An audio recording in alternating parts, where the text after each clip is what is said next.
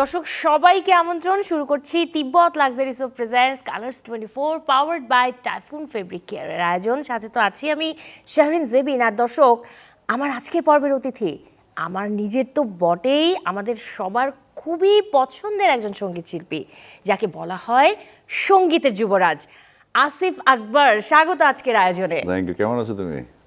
ভালো আছি, আজকে আরো বেশি ভালো আছি, কারণ আমার আজকের আড্ডাটা দারুণ জমবে। ইনশাআল্লাহ। অনেকদিন পর দেখা হলো কিন্তু আসিফ ভাই, অনেকদিন পর, অনেকদিন পর। হ্যাঁ, সেই কবে একটা কাজ করেছিলাম। যাই হোক, ওই গল্প পরে। বাট আমি এই মুহূর্তে আপনাকে অভিনন্দন জানাতে চাই, আপনি বড় ছেলের পর দ্বিতীয় ছেলেকেও বিয়ে দিলেন। দুইজনের শ্বশুর, মানে কিভাবে, মানে এই এই অনুভূতি কেমন? নিঃসন্দেহে অনেক সুখকর, কারণ আমি সবসময় চেয়েছি যে নির্দিষ্ট সময়ে বিয়েটা হয়ে যাক। আমি তাদেরকে আলটিমেটাম দিয়ে 26 বছরের মধ্যে বিয়ে করতে হবে। তো বড় ছেলের বয়সও 26 ছিল, ছোট ছেলের বিয়েরও বয়স 26। মানে যখন তার বয়স 26 হয়েছে তখন তাদের বিয়ে হয়েছে। নিজে কত বছর বয়সে বিয়ে হয়েছে? আমার তো একটু বাল্য বিবাহ ছিল, 19 বছর 3 মাসে। লিটল বিট ইলিগ্যাল, কিন্তু এটা লিগ্যাল ছেলেদের। ওকে, কিন্তু বিভিন্ন ইন্টারভিউতে কিন্তু বলতে শুনেছি যে আপনি নিজেই বিয়ে করবেন, এরকম একটা বিষয়। নিজের বিয়ের কথা বলে বলে ছেলেদের বিয়ে দিয়ে দিচ্ছেন, আপনারটা মানে নেক্সট। বলছে কি, বাংলাদেশের মানুষজন ও কাজের চাইতে গসিপিং পছন্দ করে, মানে অন্য চর্চার বিষয় আছে। ও নায়িকা কি করলো, ও বিয়ে করলো, ও ডিভোর্স হলো কিনা, এই নায়ক কি করলো, ওই গায়কের কি অবস্থা, এইগুলো মানুষের কৌতূহল থাকে, তো ওরা পছন্দ করে। তো আমি ওর নাড়তে পছন্দ করি। তো এমন না যে ঘটনাটা একদম অবাস্তব, তাও না, এটা ছিল, বাট এখন নেই। হতেই পারে, বিয়ে তো চারটা করা যেতেই পারে, তাই না? এটা নিয়ে আমার কোনো জটিলতা নেই, কিন্তু আসলে তখন যেটা বলেছিলাম তখনকার সার্কামস্টেন্সেস একরকম ছিল। এখন তো আর সুযোগ নেই, এখন তো আমি নিজেই শ্বশুর, I am waiting to become a দাদা। আপনি শ্বশুর থেকে দাদাও হয়ে যাবেন, কিন্তু আমি তো সামনাসামনি দেখছি আপনাকে। ইনফ্যাক্ট আমি সেটে আসার আগেও আমাকে কয়েকজন বলছিল যে আপনি দিন দিন আপনার তারুণ্যতা বাড়ছেই, মানে আপনাকে দেখলে বোঝা যাচ্ছে না যে আপনার বয়স বাড়ছে, কিন্তু আপনাকে দেখতে খুব ইয়াং লাগছে, খুব ফিট লাগে, বা আপনার চেহারার যে গ্লোয়িং এই বয়সেও, মানে আপনি নিজে বিয়ে করছেন, এটাই আমাদের মানতে মানে বিশ্বাস হয় না। এই রহস্যটা কি একটু বলবেন? দু একটা টিপস দেন। টিপসের কিছু নাই, আমি তো ওরকম এমন কিছুই করি না যে আমি এই অবস্থায় আছি। তবে ফিটনেসে তো মানুষ অনেক কিছুই করে না, ওই যে এখন একটু কাজের চাপ আছে। যেমন আমি তো এজ গ্রুপ নিয়ে কাজ করি ক্রিকেটে, তারপর কনসার্ট করছি প্রচুর পরিমাণে দেশে দেশের বাইরে। তো এগুলো পরিশ্রম, যা প্র্যাকটিস করছি, এটা চর্চার মধ্যে আছি, পরিশ্রমের মধ্যে আছি। ফিটনেসটাও মোটামুটি আছে এখনো, যেহেতু আমাদের কনসার্টে 1.5 ঘন্টা গান গাইতে হয় মিনিমাম। তো সেখানে আমার গানগুলো একটু হাই স্কেল বা একটু কঠিন গান অনেক, এবং আপনার লাউড ভয়েসের কিন্তু ভক্ত আমরা সবাই। এক্স্যাক্টলি, ওইটা মেনটেন করার জন্য আমাকে ফিট থাকতে হয়। এবং আমার প্রত্যেকটা কনসার্টে 30,000 to 40,000 ক্যালোরি বার্ন হয় আমার। তো এটা যেহেতু কনসার্টের প্রথম গান গেলেই সেকেন্ড গান থেকে আমি ঘামা শুরু করে দিই, একদম সোয়েটিং হয় হিউজ পরিমাণে, এবং আমি এনজয় করি। তো আমার মনে হয় ফিটনেসের জন্য প্রচুর কাজ করা দরকার, প্রচুর ঘুমের একটা নির্দিষ্ট সময়, এই পরিমাণ ঠিক রাখা দরকার। এক্স্যাক্টলি 8 ঘন্টা যখনই ঘুমাই, কিন্তু 8 ঘন্টা 10 ঘন্টার বিশ্রাম খুব প্রয়োজন। তা আমি ঘুমটা আর খাবারের ব্যাপারে আমি একটু কনসার্ন, যে আমি রিচ ফুডের মধ্যে মাঝে মধ্যে রেকর্ডিং থাকলে কিংবা শো থাকলে আমি রিচ ফুড খাই, আর যদি না থাকে তাহলে আমি শাকসবজি, হালকা ছোট মাছ, এগুলোর মধ্যে থাকি। ওকে, টিপসটা তো জেনেই গেলাম। আর সোয়েটিং করলে আসলে স্কিন খুব সুন্দর থাকে। সোয়েটিংটা তার ভিতরের বর্জ্যগুলো বেড়ে যায় আর কি। একদমই তাই। হ্যাপি নিউ ইয়ার, নতুন বছর শুরু হয়েছে, এবং নতুন বছরের শুরুতেই আমি আপনাকে আজকে এই আয়োজনে পেয়েছি। যদি জানতে চাই, নতুন বছর নিয়ে আপনার কি প্রত্যাশা? আমরা তো যেহেতু মিউজিক আমাদের পেশা, মিউজিক করে আমরা চলি, তো আমাদের ভাবনাটা মিউজিক নিয়ে থাকবে। তো গত 4.5 মাস আমি আসলে রেকর্ডিং করতে পারিনি, কারণ আমার ইউএস ট্যুরটা ছিল লম্বা, প্রায় 2 মাসের। তারপর আসার পরে বিসিবি নিয়ে বিজি হয়ে গেলাম। তো বিসিবি নিয়েও প্রায় 2 মাস কাজ করছি এখন। তো সেক্ষেত্রে আমার গানের শিডিউলগুলো লন্ডমন্ড হয়ে গেছে। তো আমি এখন মোটামুটি গুছিয়ে নিয়ে আসি, যেহেতু আমার এজ লেভেল নিয়ে কাজ করি, 14, 16, 18, এখন আবার 20 থেকে 23 টুর্নামেন্ট হচ্ছে। তো ওইগুলো নিয়ে আমাকে মাথা ঘামাইতে, আমাকে ট্যুর করতে হয়, ভিজিট করতে হয়, বিভিন্ন জেলায় যাই, উত্তরবঙ্গ ভিজিট করে আসছি। তো এই সব ব্যাপক ব্যস্ততায় সময় কাটবে। হ্যাঁ, তো এই যে এখন যে শুরু হচ্ছে, ছেলের বিয়ে গেল 5 তারিখ, আমার শেষ কাজ ছিল। তো মানে অফিসিয়ালি আমি কাজ গুছিয়ে নিয়ে আসছি, এখন আমি রেকর্ডিং করবো। অনেকগুলো গান পেন্ডিং হয়ে আছে, দীর্ঘদিন যাবৎ গান গাওয়া হচ্ছে না, এখন এলে গাওয়া শুরু করবো আস্তে আস্তে। এই গানগুলোর গল্প শুনবো, তবে এই জায়গাতে আরেকটু যদি জানতে চাই 2025 সালটা কেমন ছিল? সত্যি 2025 কাটিয়ে এলাম আমরা এই বছরটা। 2025 সালে ভালো ছিল আমার জন্য, কজ আমি অনেক বিদেশে অনেক কনসার্ট করেছি, আর দেশেও কিছু কনসার্ট করেছি। আর কনসার্টের মধ্যে আছে 1.5 বছর, যেটা আমার দীর্ঘদিনের অনভ্যাস ছিল, আর কনসার্ট করার সুযোগ হয়নি। তো এখন গাচ্ছি, সুযোগ হচ্ছে, এবং নতুন গান তৈরির জন্য আমরা রিকোয়ারমেন্ট হচ্ছে, আমরা বসছি কিছু সাবজেক্টিভ গান করার জন্য। যেমন নির্বাচন হচ্ছে সামনে, নির্বাচন কমিশনের একটা গান গাইলাম যারা সবাই ভোট দিতে যায়। তারপরে বাংলাদেশের রণসঙ্গীত চল চল চল, ঊর্ধ্ব গগনে বাজমল মাদল, এটাকে আমরা নিউলি কম্পোজ করেছি। তারপরে আবু সাঈদ, মুগ্ধ এবং শহীদ ওসমান হাদি, যারা এই জুলাই বিপ্লব এবং জুলাই পরবর্তী যে এফেক্টগুলো আমাদের মধ্যে আসা উচিত, থাকা উচিত স্পিরিটটা বজায় রাখার জন্য, সেটার উপর আমরা একটা গান তৈরি করেছিলাম, যেখানে ছিল আবু সাঈদ, মুগ্ধ পর্যন্ত। তো পরবর্তীতে আমরা সেই গানটাকে এক্সটেন্ড করে নতুনভাবে লেখা হচ্ছে ওসমান হাদিকে নিয়ে। তো আমরা এটা ধারাবাহিকভাবে এই লিরিকটা তৈরি হচ্ছে। এটা আমাদের উদ্দেশ্য ছিল আমরা হয়তো 5ই আগস্ট 36 জুলাইতে আমরা রিলিজ করবো, বাট সার্কামস্টেন্সেস আমার হচ্ছে যে গানের লিরিকটায় আরেকটু মনোযোগ দিতে হবে। মিল্টন খন্দকার ভাই, যিনি গানটি সুর করেছেন এবং কথা লিখেছেন, তো সেটার উপর কাজ চলছে এখন। আর আমার নিজস্ব কিছু কাজ, কিছু রোমান্টিক গান, কিছু স্যাড রোমান্টিক গান, কিছু ডুয়েট গান, এগুলো আসলে ফাইলবন্দি হয়ে আছে, এগুলো আস্তে আস্তে ওপেন করতে হবে। দ্রুত ওপেন করুন প্লিজ। sure, আর এই যে একটু আগে বলছিলেন যে একটা দীর্ঘ বিরতির পর কনসার্টে আবার ফেরা হয়েছে, এই জায়গা থেকে আমি কিছু জানতে চাই। তার আগে যদি একটু বলি যে বিএনপি রাজনীতির সাথে জড়িত আসিফ আকবর, এরকম একটা অপবাদ বা অভিযোগে বেশ অনেক দিন আপনি সরকারি কোনো আয়োজনে গান গাননি, বা বিটিভির কোনো আয়োজনে আপনাকে গান গাইতে দেখিনি আমরা। তো যদি জানতে চাই যে আসিফ আকবর এখন কি রাজনীতির সাথে জড়িত? আমি প্রথমত মনে করি রাজনীতির বাইরে একটা পাতাও নেই, একটা প্রাণী নেই। তো রাজনীতি হচ্ছে আমরা পরোক্ষ বা প্রত্যক্ষভাবে সবাই জড়িত, আমরা সবাই কনসার্ন, নাহলে আজকে এই বিনোদন অনুষ্ঠান রাজনীতির কথা উঠতো না। অর্থাৎ রাজনীতির সচেতনতা মানুষের মধ্যে আছে।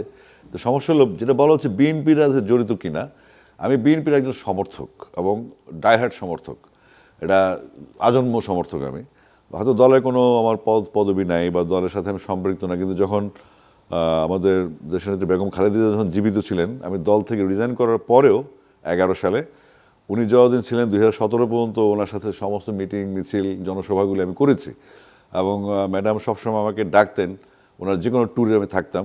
তো তখন আমি কিন্তু ভাবিনি যে আমি দলে নেই, আমি ভেবেছি আমি দলের একজন সমর্থক হিসেবে আমাকে বেগম জিয়া যেমন ইলেকশন করার জন্য পাঠিয়েছেন নবীগঞ্জ, বাহুবল, কিংবা রাজশাহীতে, কিংবা চিটাগাংয়ে, কখনো কুমিল্লা ইলেকশন করেছি আরেকজন প্রার্থীর। তো দলের কাজ আমি যখনই বলে আমি তখনই করে দিই, এবং আমার পছন্দ হতে হবে যে না, তাহলে তো বলতে পারি যে আপনি আসলে কোনো রাজনীতির সাথে যুক্ত না, বাট সমর্থক। আর এই সমর্থনটা তো একজন সাধারণ নাগরিক হিসেবে সবাই করতে পারে, যে কোনো দল। রাজনীতির সমর্থন সবাই করে এটা। আর আমি যেটা করছি, আমার যে বঞ্চনাটা ছিল লাস্ট 15-16 বছরে, সেটা ছিল আসলে একটা ওয়ান কাইন্ড অফ মিথ আর কি, যেটা যে ওকে গাইতে দেওয়া যাবে না, কনসার্ট করলে অনুমতি দেয় না পুলিশ কিংবা জেলা প্রশাসন কিংবা লোকাল এমপি। ওদের তো এমপি ছিল দিস্তা রিমে রিমে। তো দেখা যাচ্ছে কোনো না কোনো, আমার গানও গাইতে দেয় কাউকে, অন্য কেউ যে গাইবে সেটাও দেওয়া হতো না। তো এখন এগুলো কেটে গেছে। আসলে রাজনীতির সাথে কি এই শিল্প সংস্কৃতি মেলানো উচিত? উচিত তো না। না, শিল্প সংস্কৃতি মানুষজন কিন্তু যুগে যুগে আসে, এটা একটা ট্যালেন্টের জায়গা, এটা প্রতিভার জায়গা, এবং এটা একটা ক্রিয়েটিভিটির জায়গা। তো সেখানে ওরাও পলিটিক্স করবে। সমস্যা হচ্ছে পলিটিক্যালাইজড করা যাবে না, রাজনীতিকরণ করা যাবে না। কারণ আমরা যদি মনে করি যে একজন দোলাবন্দ জীবন্ত কিংবদন্তি সৈয়দ আব্দুল হাদি, তিনি একটা দেশের গান গেয়েছেন, সেই গানটা কোনোভাবে ব্যবহৃত হয়েছে একটা দলের জন্য, তো সেটা তো ওনার দোষ না। উনি গানের কথা পেয়েছেন, দেশের জন্য গেয়েছেন, এবং এটা আমাদের পেশা, এটা আমাদের পেশা। কিন্তু দেখা যাচ্ছে যে ওই গানটাকে নিয়ে মাতামাতি বা ওই গানটাকে টার্গেট করে আর্টিস্টকে ফায়ার করা বা আর্টিস্টকে বঞ্চিত করা, বিটিভি, রেডিওতে। এখন আমি আবার যাই না, এখন তো আমাকে বিটিভি ডাকে, রেডিও ডাকে, আমি অভ্যাস হয়ে গেছে আমার, আমি আর যাবো না। আমি যাবো না, কারণ এখন আমি গেলে মানুষের মুখ তো বলতেই থাকে, আর আমার তো তাড়াহুড়োও নেই। তো সেক্ষেত্রে আমি আসলে যেহেতু কথা বলবে বা আমার উচিত না যাওয়া, আমিও যাচ্ছি না। দারুণ, আপনার এই বোল্ডনেসটা না আমাদের ভালো লাগে, আপনার এই ব্যক্তিত্বটাই আমাদের ভালো লাগে। আমরা কিন্তু এমনও একটা কথা শুনি যে যেই সরকারই আসুক না কেন বিনোদন অঙ্গন উপেক্ষিতই থাকে। মানে আসিফ আকবর কি এটা মনে করে? আমি মনে করি যে বিনোদন এবং স্পোর্টস এই দুইটা অঙ্গ এবং আপনি হচ্ছে দুটো আমাদের জায়গার সাথে এখন জড়িত। জাতির রিফ্রেশমেন্ট। মানুষ যখন বিনোদন চাইতে, বিনোদনহীন মানুষ বা কনসার্টবিহীন মানুষ বা স্পোর্টসহীন মানুষ তারা কিন্তু বর্বর হবে, তারা মানুষ হবে না কখনো। কারণ তাদের মধ্যে কোনো বিনোদন নেই, সামাজিকতা নেই, বন্ডিং নেই। তো সেগুলোর জন্য সংস্কৃতি বড় ভূমিকা পালন করে। আর কাহিনী হচ্ছে সংস্কৃতির জায়গায় যে অব্লিগেশনগুলো বা যে হ্যান্ডিয়ারেন্সগুলো আছে সেগুলো আমরা কখনো দূর না করে পেলেছি আমরা, মানে সেগুলো লালন পালন করা হয়েছে বিষ বাষ্প যেটাকে বলে, বিষাক্ত মানসিকতা। তো সেগুলো আশা করছি একদিনই সব বদলে যাবে না। এখন নতুন ব্যবস্থা, নতুন বন্দোবস্ত, নতুন একটা পরিবেশ বাংলাদেশে। আশা করছি আমাদের আগের যে পতিত সরকার ছিল তাদের মানসিকতা ছিল একরকম, সেই মানসিকতা যদি চেঞ্জ হয় তাহলে আমরা খুশি হব এবং সেই মানসিকতা চেঞ্জ করার জন্য কাজও করবো ইনশাল্লাহ। ইনশাল্লাহ আমরা আসলেই চাই যে সকল ধরনের সংকটটা কেটে যাক। একটু কনসার্টের প্রসঙ্গে আসতে চাই। কনসার্টে মানে আসিফ আকবরের কণ্ঠের ফ্যান কিন্তু সবাই যারা সঙ্গীত প্রেমী আছে, এবং আপনার অনেক অনেক ভক্ত। আর সেই জায়গাতে কনসার্টে তো আরও মানে ইন্টারেক্ট করার সুযোগ থাকে, দর্শকরাও সুযোগ পায় প্রিয় শিল্পীকে সামনাসামনি দেখার। তো কনসার্টে নিশ্চয়ই গেলে কোনো না কোনো গানের রিকোয়েস্ট থাকেই। এমন কোন গান যেটা রিকোয়েস্ট করবেই দর্শক? কিছু গান তো আছে মাইলস্টোন গান, যেগুলো আমার গাইতেই হবে। যেমন এখন আমার 2 ছেলে বিয়ে দিয়ে দিছি, ও প্রিয় গানের কোনো যৌক্তিকতা নেই, স্যাড গানগুলি কোনো যৌক্তিকতা নেই, কিন্তু মানুষকে তো যুক্তি দিয়ে বোঝানো যাবে, তারা আবেগে চলবে, তাদের ওই গানই শুনতে হবে। তবে সব ছাপিয়ে বেশ বেশ বেশ বেশ বেশ সাবাস বাংলাদেশ গানটা আসলে সবার গান, এটার জন্য রিকোয়েস্ট শুরু থেকে থাকে। তবে এই গানটা দিয়ে শেষ করি কনসার্ট সবসময়, এবং মানুষ এনজয় করে। বাচ্চাদের নিয়ে কাজ করছি, আমি খেলার মধ্যে থাকতে চাই, কারণ আমাদের কিছু ইস্যু আছে। যে আমরা একটা গান করলাম কয়েকদিন আগে আন্ডার-19 জন্য, বাংলাদেশের 8 জন রিনাউন্স সিঙ্গার যারা ইয়াং, তাদেরকে দিয়ে গানটা গাইছে। শওকত আলী ইমনের কম্পোজিশন, তরুণ মুন্সির লেখা। বাট আমি একটা গান করেছি যেটা কবির সুমনের লেখা, সুর, উজ্জ্বল সেনের কম্পোজিশন, বাচ্চাদের নিয়ে। কোথায় যাবে খেলতে দুটি ডানা মেলতে, কোথায় যাবে উড়তে হাত পা একটু ছুটতে, খেলার সঙ্গে আড়ি খেলার মাঠে বাড়ি, খেলার সঙ্গে আড়ি খেলার মাঠে বাড়ি, কোথায় যাবে খেলতে দুটি ডানা মেলতে, কোথায় যাবে উড়তে হাত পা একটু ছুটতে। চাই কনসার্টে নিশ্চয়ই ভক্তদের অনেক উন্মাদনা থাকে, তাই না? এমন একটা গল্প শুনতে চাই যেটা কেউ জানে না, এবং আপনার অনেক নারী ভক্তও কিন্তু আছে। ব্যাপারটা হচ্ছে কি, আমার ম্যাক্সিমাম কনসার্ট থাকে দেশের বাইরে। মানে ভক্তরা তো অনেক রকম পাগলামি করে না প্রিয় তা তো করেই, শিল্পীকে পেলে? তা তো করেই, কিন্তু আমার তো সিক্রেট বলে কিছু নেই, আমি সব বলে দিই।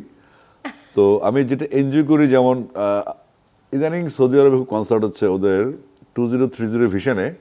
ওদের যেই এক্সপ্যাট্রিয়েট মানে প্রবাসী যারা থাকেন তাদের জীবনমানের উন্নয়নের জন্য সৌদি সরকার কিছু পদক্ষেপ গ্রহণ করেছে। তার মধ্যে হচ্ছে 16টা দেশ তারা টার্গেট করেছে, যেখানে তাদের প্রবাসী বাংলাদেশিরা সেখানে থাকে, এবং এই প্রবাসী অন্যান্য দেশের লোকও থাকে।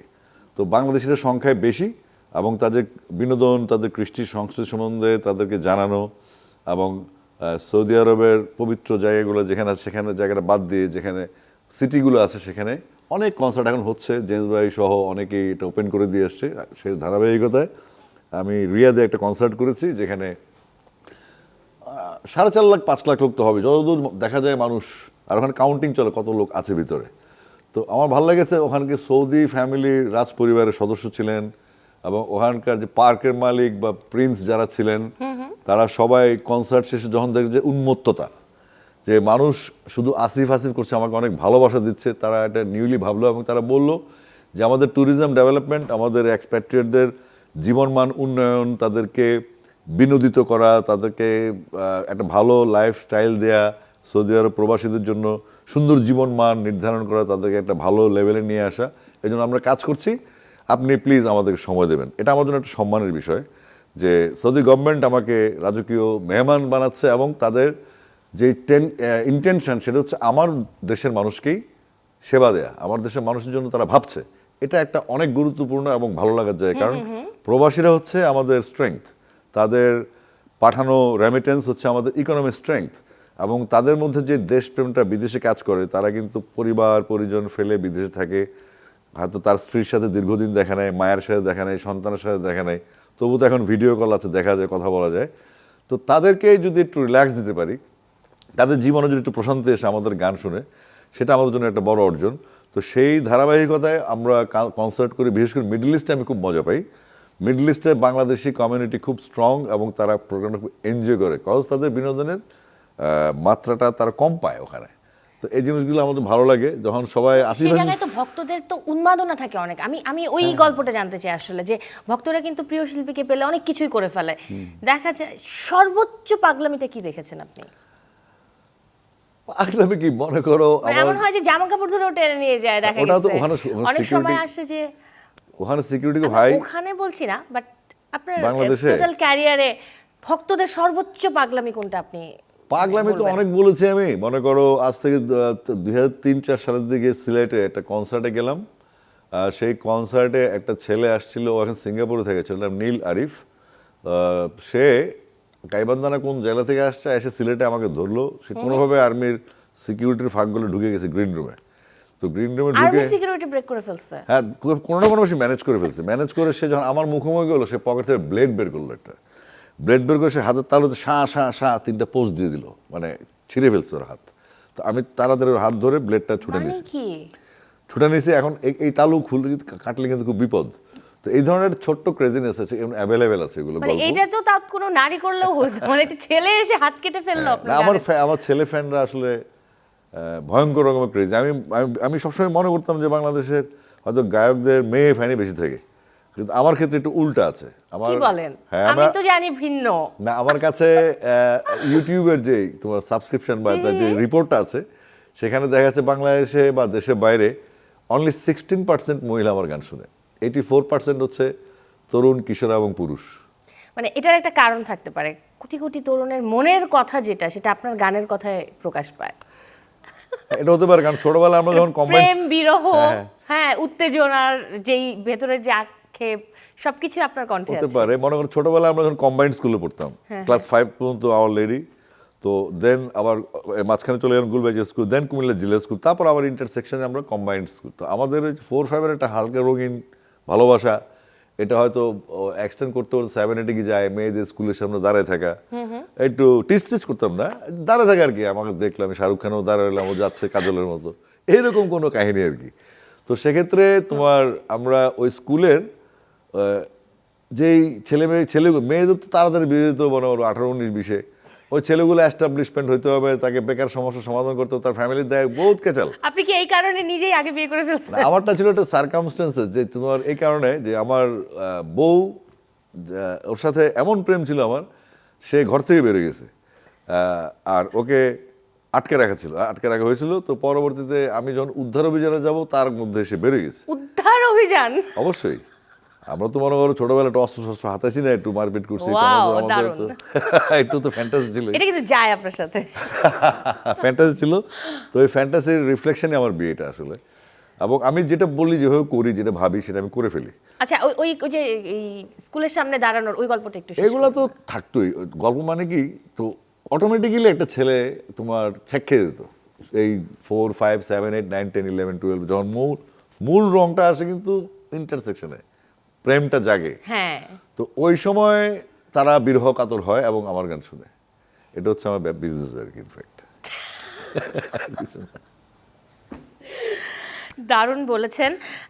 অনেকেই বলে যে আসিফ আকবর মানেই বোল্ডনেস, আর আপনার যে লাউড ভয়েস, আপনার যেই স্পষ্টবাদী যেই স্বভাব, হ্যাঁ, ড্যামকেয়ার যে ভাব, তো সেই জায়গা থেকে আমার মনে হয় আপনি যদি হট সিটে বসেন, তাহলে মানে প্রেজেন্টারের সিটে, হট সিটে, এবং আপনার সামনে যে অতিথি থাকবে তার তো ঘাম ঝরে যাবে, কারণ আপনি যেই প্রশ্ন করবেন, ও মাই গড।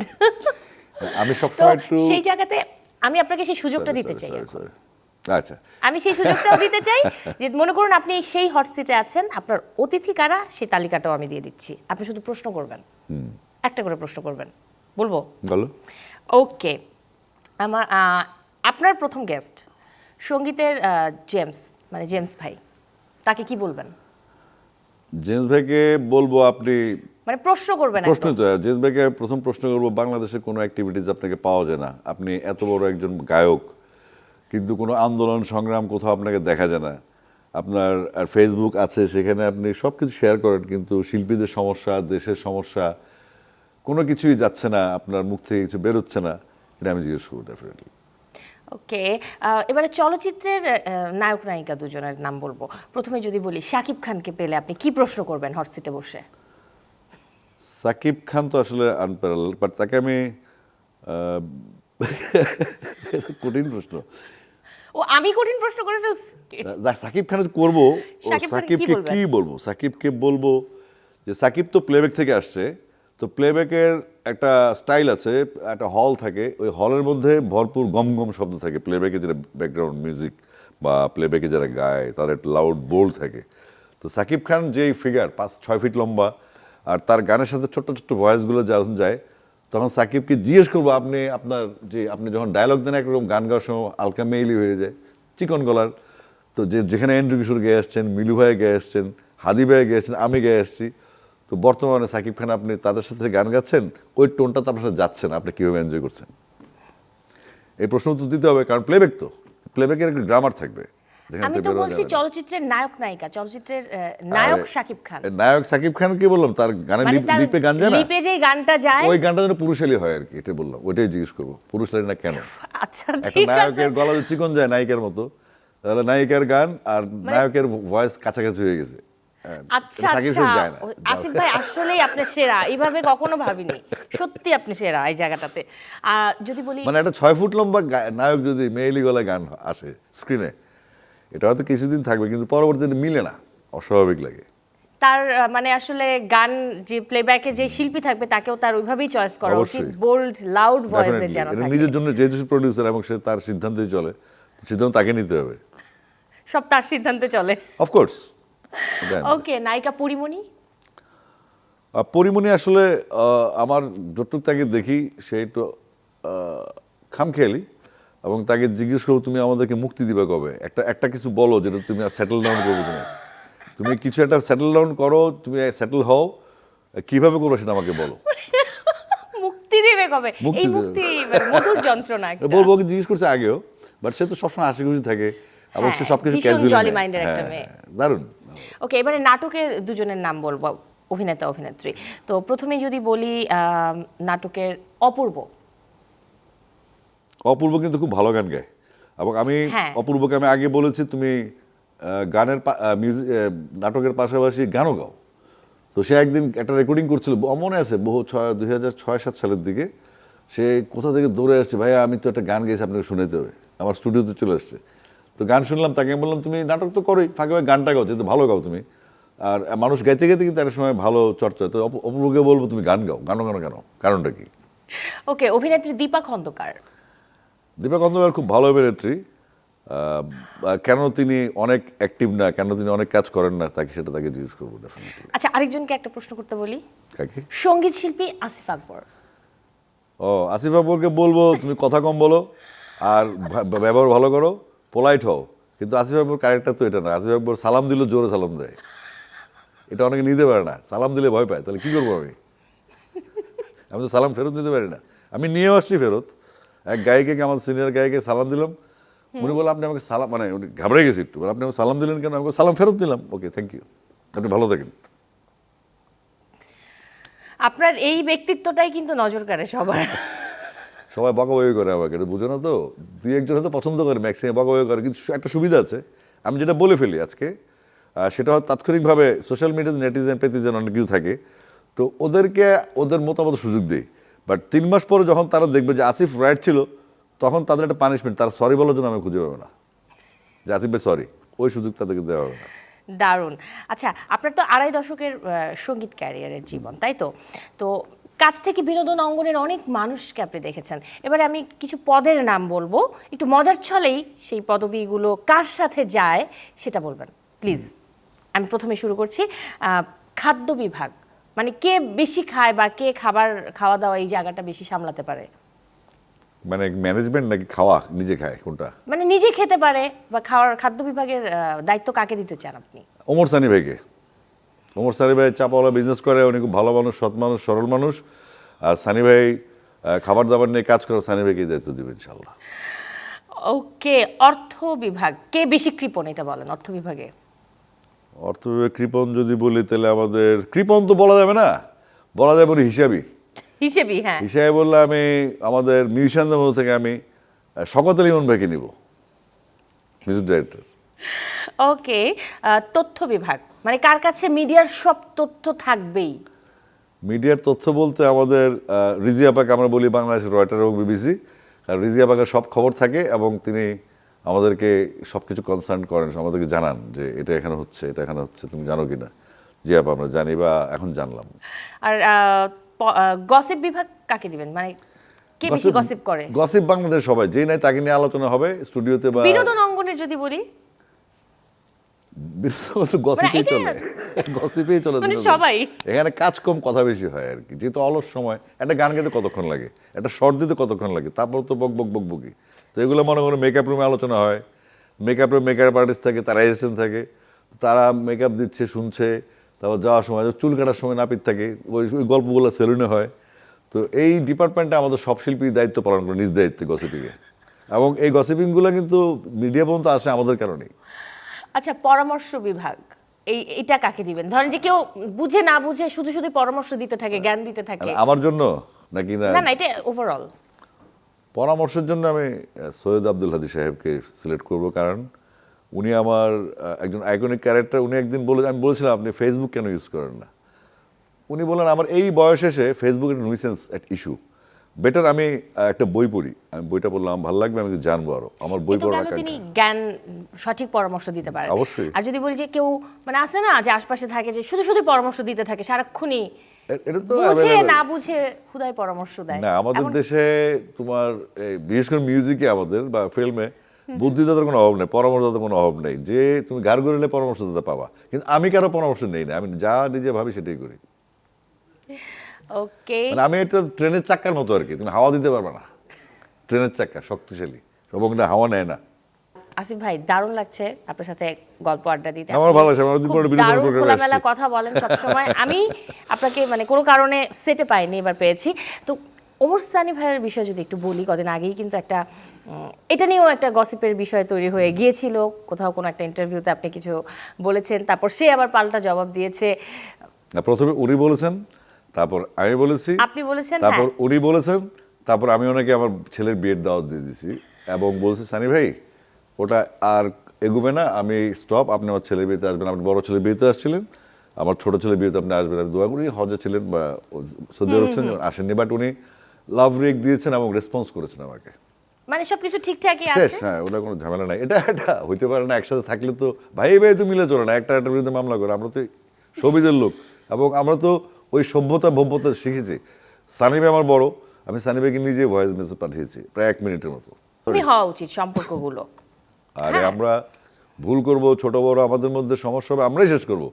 তৃতীয় পক্ষ ঢুকলে যে আলুর ভিতরে সিঙ্গারের ভিতরে আলু ঢুকলে কি করে, ওটার জন্য না হয় আর কি, ওই প্রশ্নের জন্য যাওয়া জানা যায় না হয়।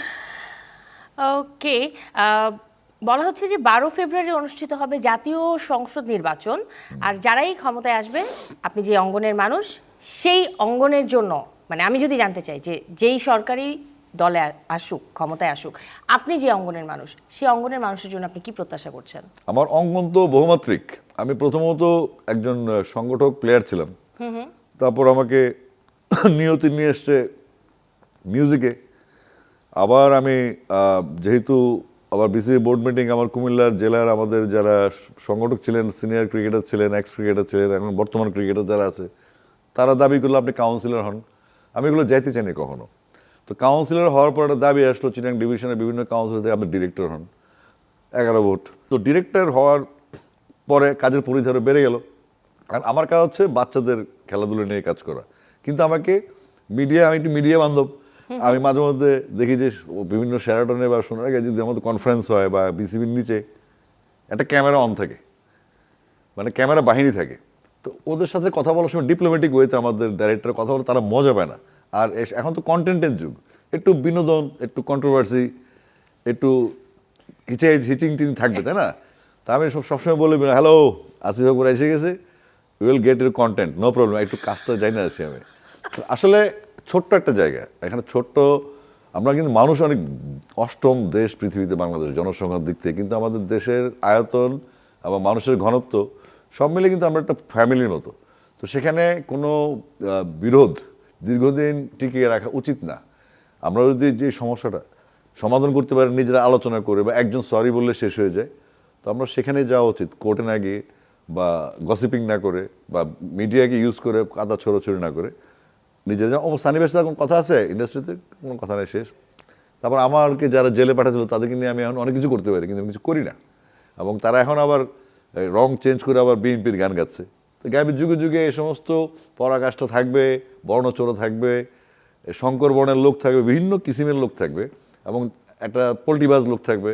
তো এই পোল্টিবাজরা শেষ পর্যন্ত কোথায় যায় 2012 নির্বাচনের পরে, এবং ওই পোল্টিবাজদেরকে নির্বাচনী বিজয়ী দল কিভাবে নেয়, আবার সে পুরনো ফাঁদে পরে গেলে তেলবাজদের খপ্পরে পড়ে কিনা, এই নির্বাচনের পরে। হ্যাঁ, এবং এই তেলবাজরা অলরেডি ঢুকে গেছে। তো এই তেলবাজদের নিয়ন্ত্রণ না করতে পারলে এই যথারীতি আগের মতোই গল্প হবে। আর আমি যদি একটু স্পেসিফিকলি জানতে চাই যে সঙ্গীত অঙ্গনে আপনি কি প্রত্যাশা করছেন? আমরা চাইবো এফডিসিতে কিছু বড় বড় কনস্ট্রাকশন হচ্ছে, আমরা চাইবো একটা ভারতে যে বা পাকিস্তানে যে ইনস্টিটিউশন আছে বা শ্রীলঙ্কায় যে ইনস্টিটিউশন, বাচ্চাদেরকে স্টাফ নোটেশন শেখানো, বাচ্চাদের যে ক্লাস করা, তাদের নির্দিষ্ট কারিকুলামের বাইরে তাদের যে স্পোর্টস কিংবা মিউজিক কিংবা ড্রামা কিংবা আবৃত্তি কিংবা অভিনয় বা বিভিন্ন রকম ক্ষেত্র আছে যেখানে বাচ্চাদের মেধার স্ফুরণ ঘটতে পারে। তো সেই মেধা বিকাশের জন্য যে যে কাজগুলো করা দরকার তার মধ্যে একটা হচ্ছে মিউজিক স্কুল তৈরি করা। অলরেডি আমাদের বাংলাদেশে অনেক বড় বড় নাট্য সম্প্রদায় আছে যারা তাদের প্রোডাক্ট প্রডিউস করছে, নায়ক নায়িকা আসছে, অভিনেত্রী আসছে, তারা একটা দলের গোত্রভুক্ত, কিন্তু মিউজিকটা এমন না। তা আমরা চাইবো যে আমাদের ছেলেমেয়েরা ভবিষ্যতে গিটার হোক, কিবোর্ড হোক, এসরাজ হোক, সন্তুর হোক, তারা স্টাফ নোটেশন শিখবে, তারা স্টাফ দেখবে, একটা অর্ডারে বাজাবে। এই জন্য আমি একটা প্রপোজাল দিব তথ্য মন্ত্রণালয়কে, যেন পরে, এখন না, এখন তো আসলে ইন্টারিম গভর্নমেন্টের ক্ষমতাও কমার সময়ও নেই। তো আমরা পার্মানেন্ট প্রপোজাল দিব যেন এফডিসি কেন্দ্র করে একটা মিউজিক স্কুল করা হয়। আমি নিজে ব্যক্তিগত উদ্যোগে একটা প্রপার্টি ডেভেলপমেন্ট কোম্পানির সাথে কথা বলে, তাদের অনেক বড় জায়গা আছে, আমরা সেখানে যাচ্ছি। এআর রহমান সাহেব একটা স্কুল আছে মুম্বাইতে, আমি দেখে এসেছি, সেই স্কুলটার চাইতে আরও বড় করে, যে বোস্টনে দেখে এসেছি, আমি ভার্জিনিয়া দেখে এসেছি, বাচ্চাদের স্কুল আমি ভিডিও করে নিয়ে এসেছি, সেখানে কীভাবে প্র্যাকটিস হয়, ওই স্কুলটা আমি তৈরি করতে চাই। এবং এটা খুবই সম্ভব, আগামী 1.5-2 বছরের মধ্যে সম্ভব এটা, এবং করবো ইনশাল্লাহ। আমি মিউজিক থেকে এত পেয়েছি, এখন আমার আর চাওয়ার কিছু নেই, এখন আমার দেয়ার পালা। আমার মিউজিশিয়ান যারা ভবিষ্যতে গান গাইবে, আমাদের সিনিয়ররা যেমন আমাদের জন্য শুধু কন্ট্রাডিকশন রয়ে গেছে, মানে শূন্যতা রয়ে গেছে, যে মামলা, গীতিকার সুরকার মারামারি, কোম্পানির সাথে পিটাপিটি, এগুলো আমি চাই না। আমি চাচ্ছি যে যেগুলো অতীতে ঘটে গেছে, নোংরামি বা ভুল বুঝাবুঝি বা স্বার্থ সংশ্লিষ্ট ইস্যুগুলো বাদ দিয়ে প্রপার গাইডলাইন দিয়ে আমাদের ভবিষ্যৎ প্রজন্মকে তৈরি করা। আপনি নতুন কাজের অনেকগুলো আপডেট দিয়েছিলেন শুরুতেই, আমি বলেছিলাম যে এটা আমি পরে শুনতে চাই, সেই বিষয়টা একটু বলুন। নতুন কি কি গান আমরা আপনার কাছ থেকে পাবো? আমি এখন তরুণ মুন্সির কথা সুরে একটা গান করেছি, যেটা ভয়েসের অপেক্ষা আছে। তরুণ মুন্সির কথা সুরে আরেকটা গান করেছি, যেটা রুবায়াত জাহান, যে ব্রিটিশ প্রবাসী আছে, ওর সাথে ডুয়েট। তারপরে আমাদের মিল্টন ভাইয়ের কথা বলেছি, জাভেদ আহমেদ কিছু কিছু কাজ করছে, আমি কিছু রিমেক গান করছি পুরনো আমাদের ট্রিবিউট সিনিয়রদের প্রতি, যেমন ফিরোজ শাহী কিংবা আমাদের লেজেন্ড যারা আছেন, যেমন সুব্রত থেকে অনুমতি নিয়েছি আমি ওনার একটা হিট গান করার জন্য নতুন সাউন্ডে। এবং আমাদের পুরনো ট্র্যাডিশনাল গান, যেমন একটা গান আছে আমাদের কক্সবাজারের, যেটা সোলস গেয়েছিল, আচ্ছা পাগল মন রে, দিন গেলে তুই আরো বইবি ক্যানবি। আমার কোনো চিটাঙের কোনো গান নেই, তো ওই গানটা আমরা ছোটোবেলায় গাইতাম। ওই চিটাং ল্যাঙ্গুয়েজটা ডিফিকাল্ট, বাট ওই ল্যাঙ্গুয়েজটাকে আমরা ওই গানটার মাধ্যমে ধারণ করেছি। তো ওই গানটা আবার রিঅ্যারেঞ্জমেন্ট করার চেষ্টা করছি। এরকমভাবে অনেক প্রজেক্টই আছে, এখন আমি শুধু গাইবো। আর পেন্ডিং তো আমি এখন অলরেডি বড় কোম্পানির বাইরে ইউটিউব চ্যানেল বা যারা খুচরা আসে আবার চলে যায় চ্যানেলগুলো, তাদের কাজ বন্ধ করে দিয়েছে। এখন গান হবে সংখ্যায় কম, কিন্তু গানের কোয়ালিটি হবে আপ টু দ্য মার্ক। এতদিন সবার, আমার ইচ্ছা ছিল না, যে গান দিত সেটাই গাইতাম অশ্লীল এবং নকল বাদ দিয়ে, কিন্তু দেখা যায় হালকা গান থাকতো। এভাবে আস্তে আস্তে আমি তো না করতে পারি না। নতুন প্রডিউসার আসছে, একটা নতুন মিউজিক ডাইরেক্টর ব্রেক খুঁজতেছে, নতুন গীতিকার ব্রেক খুঁজে আমার কাছে আসে অসহায়ের মতো, তো না করতে পারে না। অন্যান্য শিল্পীদের তো বারান্দায় ঢুকতে পারে না, আশেপাশে ভিড়তে পারে না, তো আমার কাছে সবার অ্যাক্সেস আছে। তো এগুলো করতে গিয়ে এখন আমি বলবো তোমার যথেষ্ট হয়েছে ভাই, এবার আমাকে ভাবতে দাও আমার গান নিয়ে, কারণ আমার ক্যারিয়ার এখন হিট ভিউ এসব নিয়ে ভাবছি না এখন। কোয়ালিটিতে আপনি বিশ্বাস করছেন? আমি যে গাই এটা জানান দেয়া শুধু, আর কিছু না। ওকে, অসংখ্য ধন্যবাদ আজকের এই আয়োজনে যুক্ত হবার জন্য। আপনার এত ব্যস্ততার মাঝেও আপনি সময় দিয়েছেন। আয়োজন শেষ করতে হচ্ছে, আয়োজনটা শেষ করতে আমারও একটু মন খারাপ লাগছে, কারণ দারুণ আড্ডাবাজি চলছিল এই মুহূর্তে। বাট শেষ করতে হবে আয়োজন। আপনার আগামীর দিনগুলোর জন্য অনেক অনেক শুভকামনা রইল। Tibet luxuries presents colours 24 powered by Typhoon ফেব্রিকের আয়োজনের শেষটা করতে চাই আপনার একটা গানের সাথে। সাবাস বাংলাদেশ গানটা গাইবেন। Thank you. গানটা লিখেছেন অভিনেতা সোহেল আরমান এবং সঙ্গীত ইব্রা টিপু। বেশ বেশ বেশ সাবাস বাংলাদেশ, যাও এগিয়ে আমার বাংলাদেশ। বেশ বেশ বেশ সাবাস বাংলাদেশ, যাও এগিয়ে আমার বাংলাদেশ। তাক ধিনা ধিং ধিং ধিং ধা, প্রাণপণে লড়ে যা, জয় হবে নিশ্চিত, দুঃখ ভুলে যা। বেশ বেশ বেশ সাবাস বাংলাদেশ, যাও এগিয়ে আমাদের বাংলাদেশ।